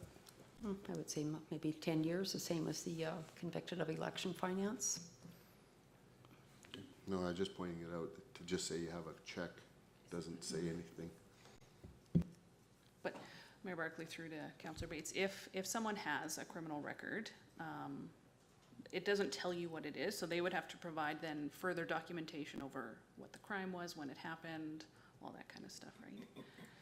No, but over and above that, we have to suggest what is the criteria that stops you, don't we? Or do we just say something like, well, you should provide a criminal records check, but that really doesn't mean anything unless you put that second. Well, I think Director Vickers just said what the second part would be, that Well, and you would need to disclose what it is and when it happened. Okay, but so then they disclose it's 3 years. You already hit it once, I think, if you're gonna say 10 years. Yep. That- I think you just gotta put that piece in there. That's all I was pointing But out. is it any criminal code violation? Is it a DUI? Or a violent offenses only, or theft? Or, I guess there's quite a few. To try and pick certain ones might be difficult. I'm not sure, without maybe direction from a lawyer or something else, I'm not sure. And we can say a suggestion of, maybe we don't know yet, and Yeah. maybe that's for them to kind of determine what would be those. Well, they would probably be seeking legal advice if that ever got put in, so, Right. I would say leave it up to them, but maybe a suggestion that we'd like to see some kind of a timeline with criminal code conviction that you wouldn't be eligible. Right, because to be honest, we don't know, right? Don't know, We yeah. don't request that information now, so. Just always seemed a bit strange to me that we didn't. So that, and we have Councillor Maceros, sorry. training as well. Cindy, Councilor Mazzaro, sorry. Thank you, Mayor Barkley. Just in reference to the mandatory Munis 101, so last year, I think the town put on the session with the orientation training. So if we put something like this in, mandatory Muni 101 training, is that something the town would have to provide prior to the election? Mayor Barkley through to Councilor Mazzaro. At this point, I don't know. I don't know. It depends how it would be written up in legislation and depends on how this council would want. We could get 100 applicants at next council. We don't know. Would we have to pay for that, or should a councillor pay for that? Should that be just a cost of doing business kind of for them to run for council? I'm not sure. That would be up to yourselves to determine, I think. So I wasn't even thinking so much of the cost, but kind of organizing it and how do we, yeah, Likely, we would likely organize that. Yeah. Right, because it would have to be organized Right, by yeah. us, likely. And I was thinking about, well, I was thinking about the eligibility requirements, and I was thinking about what a kind of a low bar it is, but I don't know what else we could put in there. Like, are there any kind of qualifications that you can ask for someone, like in terms of experience or, you know, something that they've done in their lives, or?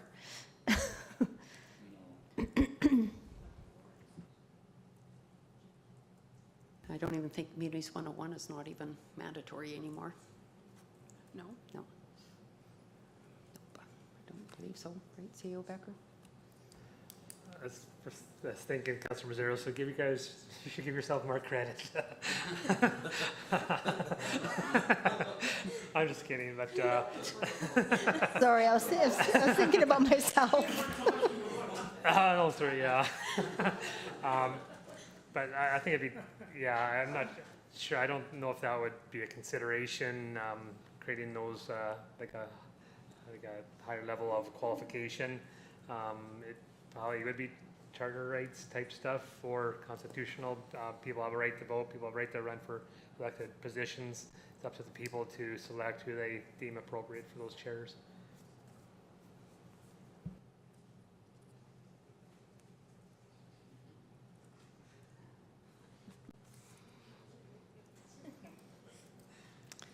So if there's nothing else on that point, we'll move on. Okay. So under the same heading of enhanced councillor accountability, the next question is, are the criteria and the processes for disqualifying a councillor appropriate? And if not, provide your suggestion. So they didn't really have a whole lot of information in the engagement summary about it, so I did go on to the MGA and just pull out the section that talks about disqualification of councillors. So we can go through them. So if they were nominated, but they were actually not eligible to even run, they would become disqualified. So if they didn't actually live in the area, that would be more likely for a larger city that has wards and things like that, or counties that have wards. The councillor ceases to be eligible for nomination as a candidate if they fail to file their disclosure statement, or has not been relieved from the obligation to file their disclosure statement. So if they become a judge of a court or a member of the Senate or House of Commons or of the Legislative Assembly, they become disqualified. So it says if a councillor is absent from regular council meetings held during any period of 8 consecutive weeks, starting with the date the first meeting is missed, unless subsection 2 applies, and that subsection basically means that there must be a council resolution saying that they allow that person to take holidays, or the second part of that subsection is if there is no council meetings during those 8 weeks, then they're obviously not disqualified. So the councillor is convicted of an offense punishable by imprisonment of 5 years or more, or an offense under these very certain sections under the criminal code. I don't know what those specifically are. We can look them up real quick if you'd like to know what those are. I believe they're all to do with election fraud, but so that's where if you go to jail for 5 years, obviously you're going to be missing your 8 weeks of council meetings. So.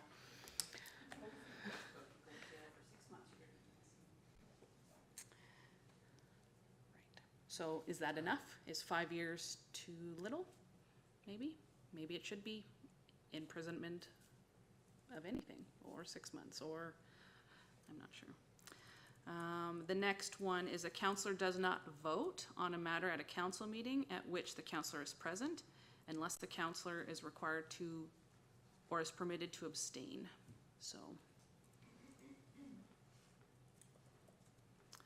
a counselor contravenes section 172, which I'm not too sure what that is, but I can look it up. 172 is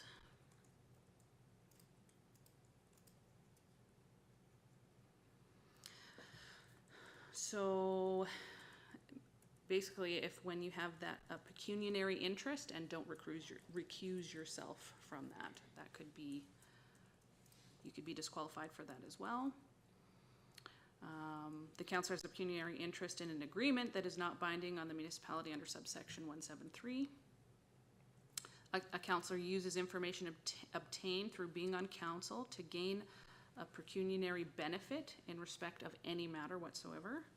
If a counselor becomes an employee of the municipality, and a counselor is liable to the municipality under section 249, which I did have up here.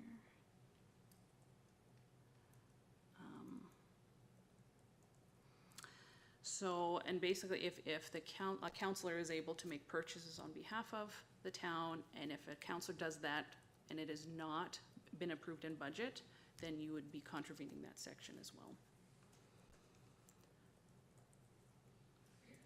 So is that enough to be disqualified as a counselor? Is there any questions on any of those that you'd like further information on before you answer? Thank you, Mayor Barkley. Where does the code of conduct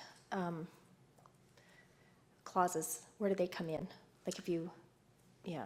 Mayor Barkley, through to Councilor Maceros, I believe, so our code of conduct is just for us. It's not really legislated that, it may be legislated that they all have a code of conduct, but I think what's inside the code of conduct is just specifically for us. So it would never be a reason for disqualification likely. Mm-hmm. Mm-hmm.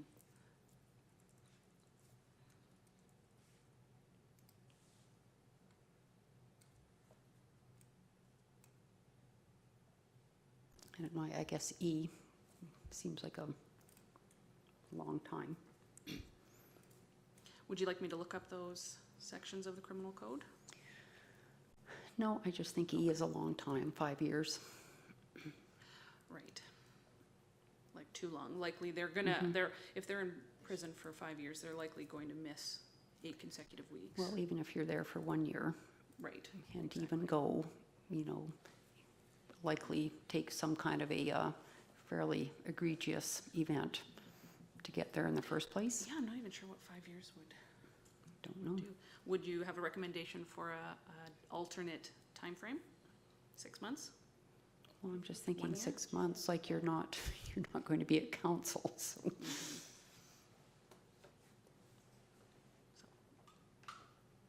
Okay, 6 months? sure. 3 I don't months? know.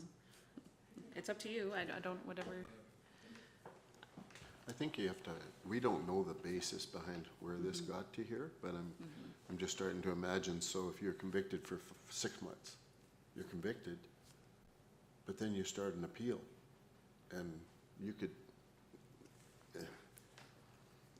again, I don't know who set these rules, and I'm sure they went through some stuff, but there's all kinds of things that could happen. It'd be curious if it's the same for provincial and federal candidates. I don't know that, No. so. You know, or is it different at the local level, and if so, why? I'm not sure. We could look into that if you'd like, Mayor Barkley. I would be curious about that.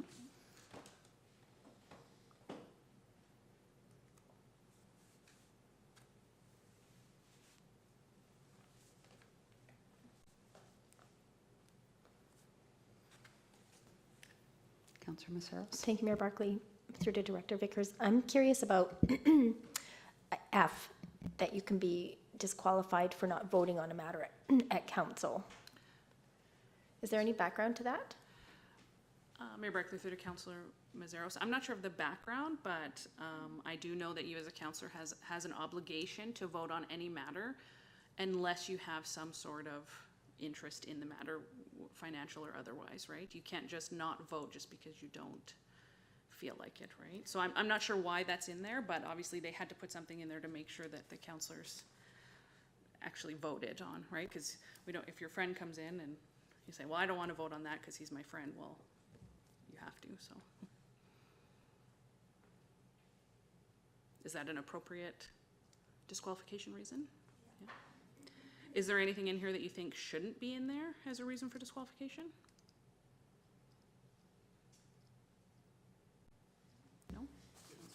Thank you, Mayor Berkeley. They all make sense to me. I mean, people with far more experience at this has obviously come up with a lot of these. I agree with Mayor Barkley on the one about the time of imprisonment, but as Councillor Wing sort of mentioned, is that if you're in jail, doesn't matter if it's 6 months, 1 year, 5 years, you're going to be absent and you're not going to qualify. So, I mean, if we put the 6 months in there, I'm very comfortable to request that. Other than that, I mean, they all make sense to me, and they're all things that you can like objectively look at, that if one of us were doing that, we would not be eligible anymore, so.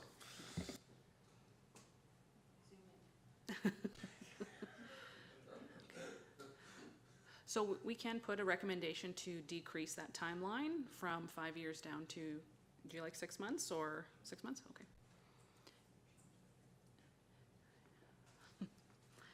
Anything else on there, or?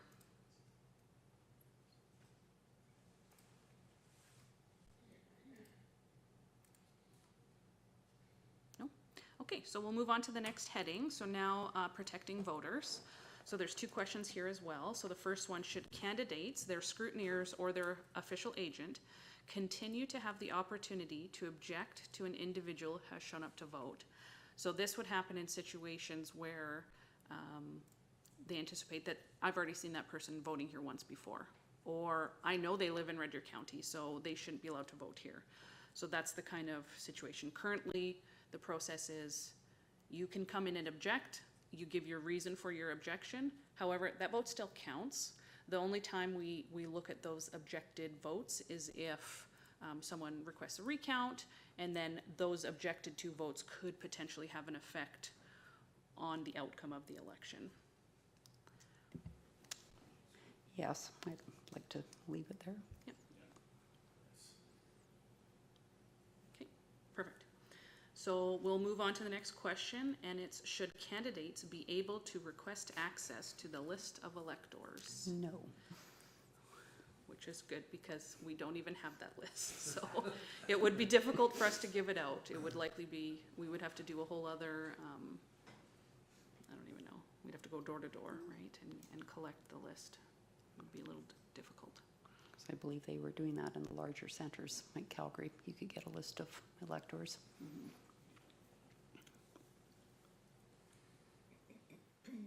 So we like no for that one too, right? Okay, good. Okay, so the next set is strengthening democracy. So the first question here, should elections conducted with electronic voting equipment be eligible for judicial recount, where the judge can order the votes be recounted by hand or run through the electronic tabulator again? Now this does impact us because we do use electronic voting equipment. However, we don't have, there's no tabulators for us. The machines that we use, you press a button, it records it on a piece of paper that's inside the machine that goes inside each other, and then it calculates it for us. So we wouldn't be able to run it through the electronic tabulator again. However, a judge could then order us to do a recount by those little rolls of paper. I would think yes. Yeah. It's only fair, right? Because if you can do a recount by paper ballot, you should be able to do a recount. Yeah. So currently, in our bylaw, because we do have electronic voting equipment, it does say how we would do just a normal recount. And basically, all our normal recount is that we just read the tally. Like, we actually almost don't even do a recount for Innisfil. So this would be the second step, which it would be the judicial recount, and then we would have to go through and count each individual vote, right? There's also criteria too, Director Vickers, that. I was just gonna ask that. That is true. Yes, Mayor Barkley, so when someone asks for a recount, they do have to have a legitimate reason as to why they're asking for a recount. It just can't be, if they're close enough where it could matter, right, within less than 100 votes difference, then it would be warranted.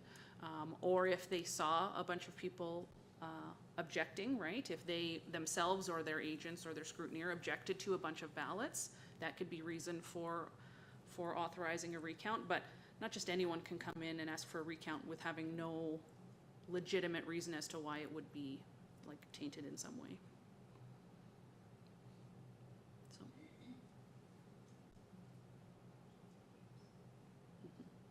So that question should be yes, right? That the judge should be able to do that. Okay, perfect.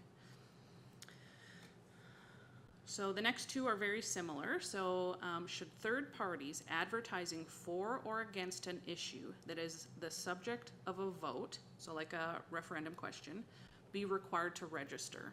So this would be if there's a vote, whether it's do we allow parking on Main Street? Let's say we're putting that out to the public. Maybe we don't want parking on Main Street anymore, but all the businesses do, so they're gonna be registered. They wanna say no, so now they're putting out advertising saying no, vote no on this or whatever it is, right? So should they be required to likely with the municipality? Yes.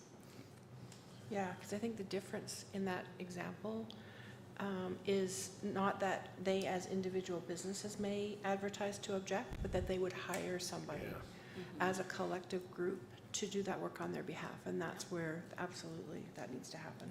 Okay. Perfect, so we'll say yes for that one. And then the last question is, should third parties advertising any issues that have been raised by candidates in a municipal election be required to register? So this would be, we bring up, I don't know, a certain project that we're gonna do, like the pool, let's say, or the new recreation facility. And now there's a third party advertising that is gonna be supporting your position on that, right? Yes. Yeah, I agree. Anytime Should be there's a third disclosed. party involved, yeah. Okay. Well, that's all the questions they asked. Was there anything else that you would like to have added in there, or do you think that's likely we're not gonna see the results of this for many months, so. Yeah. Councillor Harrison? Thank you, Mayor Barkley, through to Director Vickers. And it's around ratepayers versus residents or constituents. We have a number of people that live in the county that have businesses in Innisfail, and they're not allowed as a ratepayer to vote on issues or in our election for a candidate that's running on a platform that may affect their business. Is there some way of capturing that in the stuff that goes back to Elections Alberta? And I don't know how they would do it, if it would be you have a choice if you're living in the county and you own a business in Innisfail or in a municipality, you'd have a choice either to vote there or here. But it's something that's really bothered me over the years, that there's a number of people that they have no influence in Innisfail when it comes to candidates, because they're not a resident of the municipality. They do, but they have a business in the municipality. Just a comment, if there's some way that we could capture that. Mayor Barkley, through to Councillor Harrison, we can definitely put a comment on the end. Likely, they would not change that. You can only vote in one place, and it's wherever your primary residence is. That's the easiest way to kind of control that. It's no different for people who have multiple homes, like they own a summer home somewhere. They can only vote one time. Their vote only gets to count once. Or even if you own rental property in Red Deer, you still only get to vote at your primary residence. Again, we can make a comment, but I'm not sure how they would. Yeah, I don't know changes. either, but I know summer villages, they have an opportunity to vote wherever. So, the precedents may have already been set. All I'm saying is that it seems to be unfair to a business owner when it comes to voting where their business place of resident, or like their business residence is, or their address is, because we're making policy decisions that could affect them very adversely or benefit them. It can go either way. So all I'm saying is that it should be looked at provincially for Elections Alberta. Thank you. Can I just add just a comment? I think I understand what your concern is, Councillor Harrison, but I think that those business owners have two opportunities. They can come as a delegation, or they can engage the Chamber of Commerce to represent them from an advocacy perspective, and that's the Chamber's role. So I think that they do have an opportunity to influence the policy direction of the municipality, should they choose to get active and do it. Just my thought.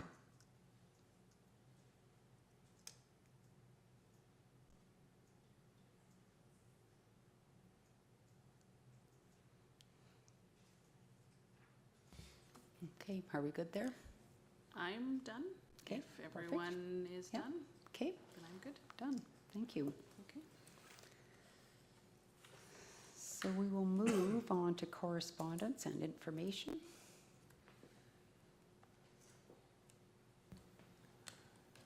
We're missing something.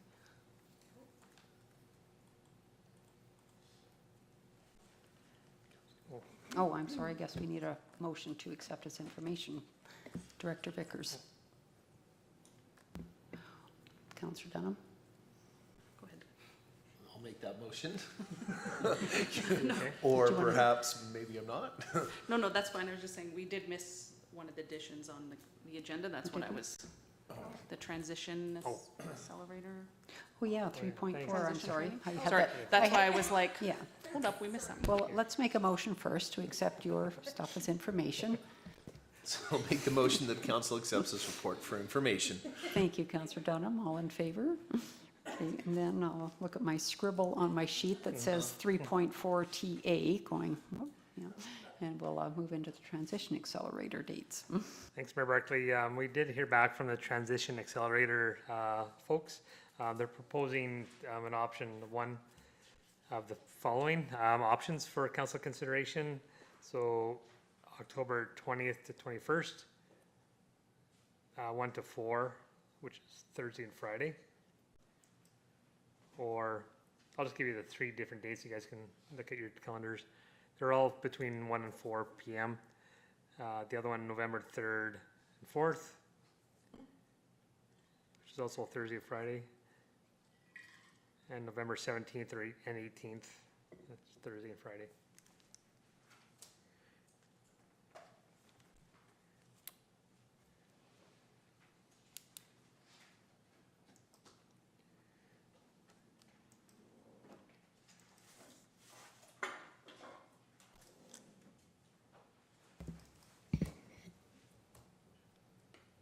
Mayor Barkley, I'm good for any of those, so whatever schedule anyone else conflicts, I'll run with whatever everybody else agrees to. Yeah, me too. Councillor Bates? I'm good for them all. I'm also good for any of those. I'm not good October 20th. I have a medical condition.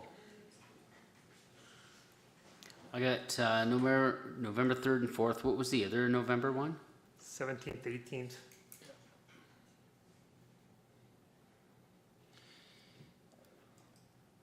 My 3rd and 4th or the 17th, 18th look good. Yeah. The October one's not good. I'm good for both November ones. Okay.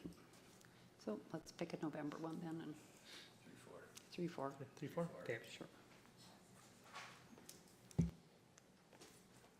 Okay, thank you. Thanks for going back to the drawing board. Oh, no problem.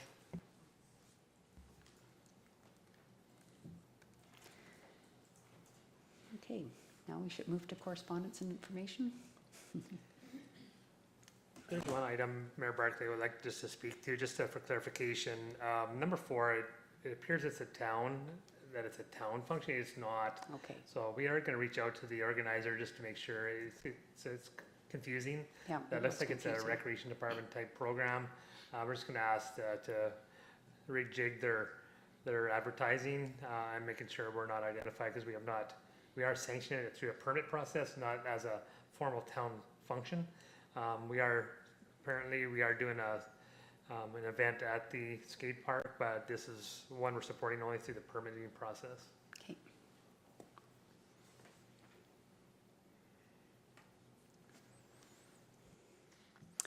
Okay, and I'll have somebody make a motion that we accept correspondence as information, please. I'll make that motion, Mayor Barkley. Okay, thank you, Councillor Maceras. Any discussion, questions? All in favor? Sorry. Oh, sorry, didn't see your light on, Just Councillor the one Bates. question. I can't remember. Did we do anything supporting the Hall of Fame and Eagles golf tournament last year? I thought we did some little thing. I can't remember. Do not remember.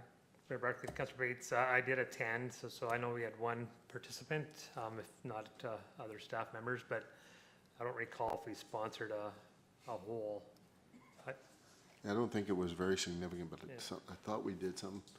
I don't know if we could, when was that? There's lots of time, isn't it? So maybe we could check and then revisit that. Okay, sure.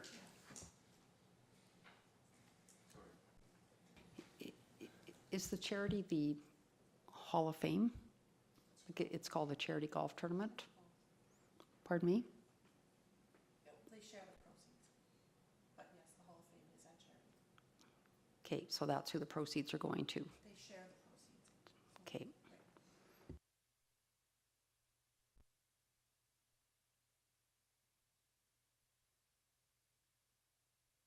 Yeah, all I'm asking is that we check, because I don't think we did very much, but I think we might have done some small thing. And I vaguely remember we declined even a lot of participation and said they could put other people in our place, and we just gave them a small, but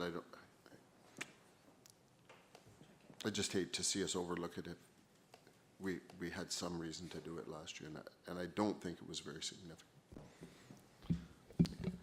Mayor Barkley, so it does appear that last August, we did do a donation directly to the hockey club for $250 for this golf tournament.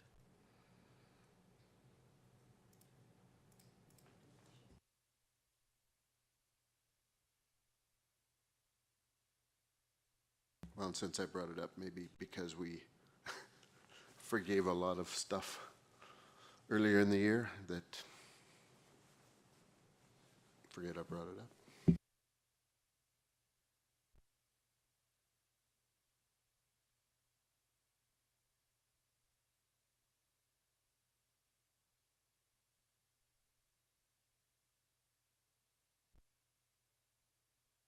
Had a motion for accept this as information. All in favor? Okay, and we'll move into round table, starting with Councillor Harrison today. Okay, thank you, Mayor Barkley. I attended the business service meeting with Equus here last week, very informative. Had a look at their facilities, and things are progressing very well over there. Also, Canada Day events, attended many of the events that were held over the 2 or 3 days, fireworks, pancake breakfast, the cupcake event, and the evening entertainment. I got till about 10 o'clock and then I petered out, had to go home. I had also seen the Sour Patch Kids before, and yeah, they're quite entertaining. I think that's about all I did last week, Mayor Barkley, so I pass it on to Councillor Maceras. Thank you, Councillor Harrison. I attended the Equus event last week as well. It was informative, and then for Canada Day, I overdid it at the Rotary breakfast serving pancakes, and I missed all the events later in the evening. So that's it for me. I as well attended the Equus engagement, and it was nice to finally see inside the building and learn a little bit about it. And their control systems there was pretty incredible. Watched the fireworks with about half of Innisfail.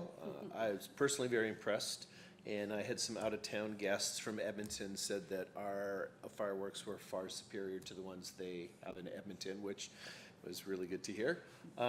Enjoyed the pancake breakfast. Thank you, everyone that made them. It was wonderful at the Historical Village. Great to see so many people attending. And then great decision to move the events inside to the Twin Arenas, because as we all know, that those that attended, the building was shaking from some of the thunder. So And yeah, just congratulations to all those that were involved. It was excellent, enjoyed by many, and it was really nice actually to be part of handing out the cupcakes and being able to chat with a lot of our citizens around town. I don't have anything to add. I did, that's some perfect summary, all of you, of what my week was like last week. So thank you. Thanks to everyone involved with Canada Day. It was an amazing few days. Thank you. So I did attend the fireworks and the council portion of the evening at the arena. I didn't overindulge in pancakes.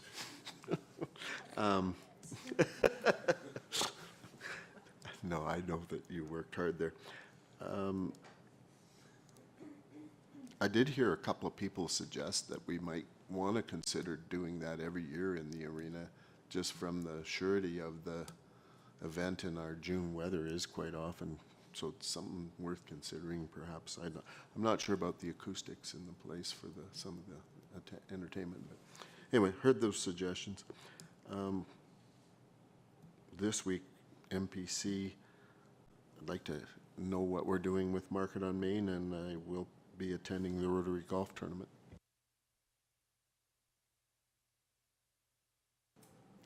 My comment, I'm the second last, Equus, and I wanted to thank everybody for attending all the events over the July 1st, I was going to say June 1st. I was bad. I wasn't there. Actually, I had grad week that seemed like Christmas to me and our family. So, but the fireworks were awesome. I know that we were watching the fireworks and we enjoyed that from a friend's house. So that's it. Thank you. Okay, and congratulations to the cool daughter Ella on her graduation, and yeah. She's not getting a dog though. Well, I don't know. Never say never. Thanks.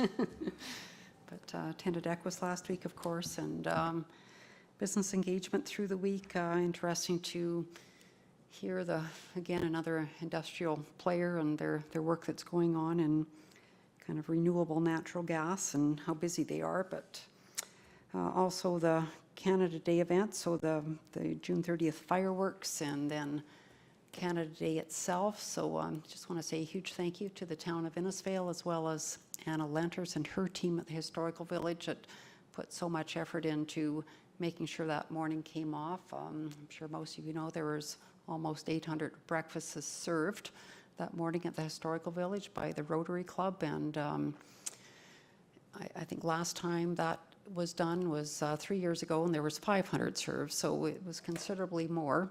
And I think we have to look into another grill for next time because the pancake maker couldn't keep up. But then, of course, the evening at the arena was wonderful, and it was great to see. I think it was a good turnout that evening, and thank goodness it was moved. And I know that morning you're kind of thinking, oh, did we have to move it? And by 4 o'clock, yes, for sure, it had to be moved. So all good. So this week, just some more community engagements, and yeah, that's about it. So I think we'll move into upcoming events. Kara?